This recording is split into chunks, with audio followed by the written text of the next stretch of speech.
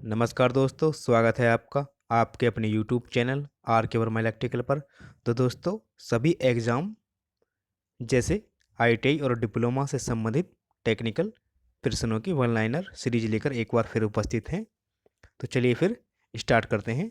Video start करने से पहले आपसे रिक्वेस्ट है, यदि आप चैनल पर नए हैं तो चैनल को सब्सक्राइब कर लें और साथ में बेल आइकन को भी प्रेस कर लें, जिससे कि आने वाली वीडियो का नोटिफिकेशन आपको सबसे पहले प्राप्त हो सके। दोस्तों, इससे पहले भी हम 3 पार्ट इसके अपलोड कर चुके हैं। सॉरी, 2 पार्ट, और ये आपका तीसरा पार्ट है। तो चलिए फिर विस्तार से बात करते हैं। आप आप वहाँ चैनल को सब्सक्राइब करके आप देख सकते हैं। विद्युत कर के लिए उसके हाथ पांव किन्हें कहा जाता है? यानी एक विद्युत कर के लिए औजारों को ही उसके हाथ पांव कहा जाता है। आगे चलते हैं। प्रशिक्षार्थी या कारीगर को औजार संबंधित किस प्रकार का ज्ञान होना चाहिए? तो आपको औजारों का उपयोग एवं अनुरक्षण संबंधित आपका ज्ञान होना चाहिए। आगे चलते हैं। विद्युत कर की टूल किट किस प्रकार की होती है? तो आपकी सचल टूल किट होती है। सचल यानी उसे एक स्थान से दूसरे स्थान पर आपका आसानी से ले जाया जा सकता है। पेचकस का प्रयोग किस लिए किया जाता है? तो विभिन्न प्रकार के पेचों को कसने तथा खोलने के लिए आपका स्क्रू ड्राइवर का उपयोग किया जाता है। फेज टेस्टर का उपयोग किस लिए किया जाता है? तो फेज की उपस्थिति तथा पहचान करने के लिए आपका फेज टेस्टर का प्रयोग किया जाता है। फेज टेस्टर कितने वोल्ट तक कार्य कर सकता है? तो आपका 500 वोल्ट तक आसानी से कार्य कर सकता है। दोस्तों, बहुत ही इंपॉर्टेंट क्वेश्चन है, तो वीडियो में अंत तक बने रहें। और आप हमारे टेलीग्राम ग्रुप को भी ज्वाइन कर सकते हैं, जिसका लिंक आपको वीडियो के डिस्क्रिप्शन में मिल जाएगा। आगे चलते हैं। टेस्ट लैंप के द्वारा पहचान की जाती है। तो एसी के सप्लाई फेज, न्यूट्रल तथा अर्थ तारों की पहचान की जाती है टेस्ट लैंप के द्वारा। पोकर की टिप कैसी होती है? तो पोकर की टिप आपकी नुकीली बनी होती है। आपने देखा होगा, इस प्रकार का आपका हैंडल होता है इसका, इसमें इस प्रकार की ये पोकर बनी हुई होती है। आगे चलते हैं। विद्युत कर के लिए किस प्रकार का कॉम्बिनेशन प्लायर प्रयुक्त होता है? तो आपका 20 सेंटीमीटर लंबाई एवं इंसुलेटेड दस्ते वाला कॉम्बिनेशन प्लायर आपका प्रयोग में लाया जाता है। आगे चलते हैं। इलेक्ट्रिशियन चाकू में कितने ब्लेड होते हैं? तो आपके 2 ब्लेड होते हैं। विद्युत कर के लिए किस प्रकार का हथौड़ा प्रयोग होता है? तो आपका बॉल पिन हैमर यानी बॉल पिन हथौड़ा का प्रयोग किया जाता है। रावल प्लग को ठोकने से पूर्व कुछ घंटे के लिए जल में भिगोकर रखा जाता है। यानी क्या कारण है? तो जिससे कि रावल प्लग पेच को आसानी यानी सरलता से जकड़ सके, इसलिए उसको पानी में भिगोकर रखा जाता है। छेनी कितने प्रकार की होती हैं? तो छेनी आपकी 2 प्रकार की होती हैं, कोल्ड और हॉट। आगे चलते हैं। विद्युत कर के लिए किस प्रकार की छेनी प्रयोग में लाई जाती है? तो आपकी फॉर्मर चीजल या कोल्ड फ्लैट चीजल का प्रयोग किया जाता है एक इलेक्ट्रीशियन के लिए। विद्युत कार के लिए किस प्रकार का फीता प्रयुक्त होता है? तो इसके लिए आपका 150 सेंटीमीटर लंबाई युक्त फ्लेक्सिबल स्टील टेप का फीता प्रयोग में लाया जाता है। हैंड ड्रिल की क्षमता किस आधार पर व्यक्त की जाती है? तो इसकी जो क्षमता होती है, इसकी चक्की ड्रिल बिट धारण करने की क्षमता के आधार पर व्यक्त की जाती है। यानी वो कितने एमएम की ड्रिल को आपका एक्सेप्ट कर सकता है। हैंड ड्रिल मशीन का प्रयोग किन में छिद्र करने के लिए करते हैं? तो आपका लकड़ी, सनमाइका, प्लास्टिक, ब्रास, एल्युमिनियम, लोहे की चादरें एवं पुर्जों इत्यादि में होल करने के लिए आपका हैंड ड्रिल का प्रयोग किया जाता है। आगे चलते हैं। वैद्युतिक वायरिंग संबंध आदि में समकोण की परख जांच करने के लिए किसका प्रयोग किया जाता है? तो आपका ट्राई स्क्वायर का प्रयोग किया जाता है। आपने देखा होगा, ट्राई स्क्वायर इस प्रकार का आपका होता है, यानी गुणिया। आगे चलते हैं। विद्युत कर के लिए किस आकार के स्नैपर्स प्रयुक्त होते हैं? तो 3 mm, 25 mm जबड़े वाले डबल एंडेड स्पिनर्स का प्रयोग किया जाता है। आगे चलते हैं।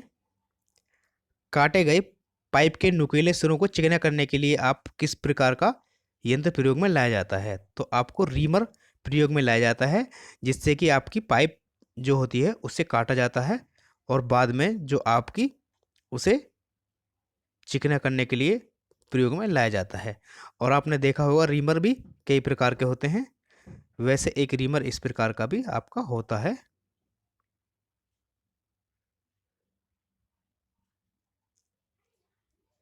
इसे ये पाइप के इस वाले सिरे में आपका आसानी से जाकर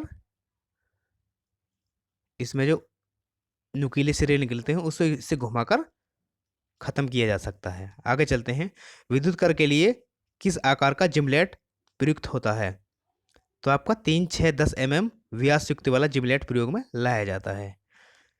इलेक्ट्रिक ड्रिल मशीन का प्रयोग किसमें छेद करने के लिए किया जाता है? तो आपका वैद्युतिक वायरिंग, लकड़ी अथवा धात्विक वस्तुओं में होल करने के लिए आपका इलेक्ट्रिक ड्रिल मशीन का प्रयोग किया जाता है। इलेक्ट्रिक ड्रिल मशीन में ड्रिल को कसने के लिए प्रयोग किया जाता है, तो आपका चक्की का प्रयोग किया जाता है। आगे चलते हैं, वायर गेज की परिधि किस माप के खांचे कटे हुए होते हैं?